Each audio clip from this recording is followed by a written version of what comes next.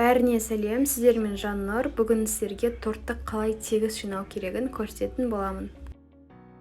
Алдымен кремімізді, яғни ортасына салатын кремімізді міндетті түрде кондитерлік қапшыққа салып аламыз.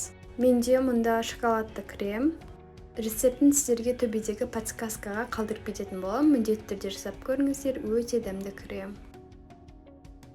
Мұнда менде кофейная пропитка. Бұның жасалуын айтып кететін болсақ, ыстық суға кофе қосамыз және жақсылап ерігенше араластырып аламыз. Сол кезде біздің пропиткамыз дайын болады. Подложкамыздың астына поворотный столик қоямыз және оның үстіне подложкамызды қоямыз. Тортымыз жылжып кетпес үшін кішкене ғана крем жағамыз және біздің бірінші бисквитімізді саламыз. Түп-түзу дәл ортасына қоюымыз керек. Енді біздің пропиткамыз сүйіп шығамыз. Бұны қасықпен де жасауға болады және де кез келген пропитканы өзіңіздің қалауыңыз бойынша қосуға болады.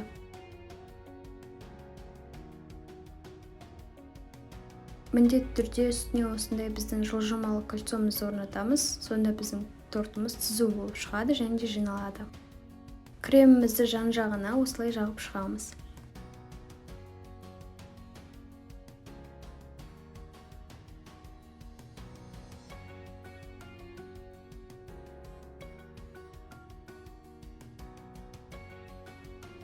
Тағы да кремді алып, ортасына жағамыз және түзулеп жібереміз. Бұл менде кофе шоколад деп аталатын торт.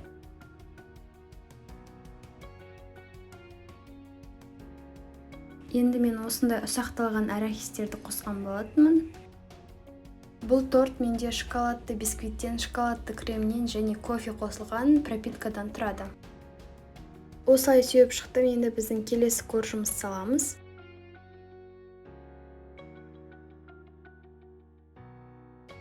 Үстін осылай барынша тегістеп шығамыз.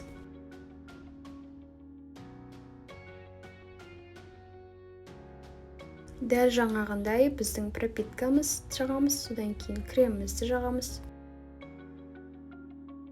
Кремді осылайынан поворотный столикті айналдыра отыра жан-жағына жағамыз, содан кейін ортасын толтыратын боламыз.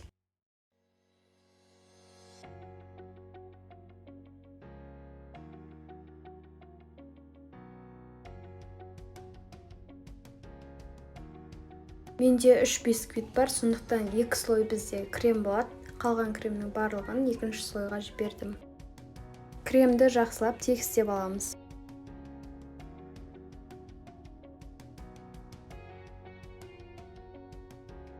Келесі слойға мен осындай вафельный крошки сепкен болатынмын.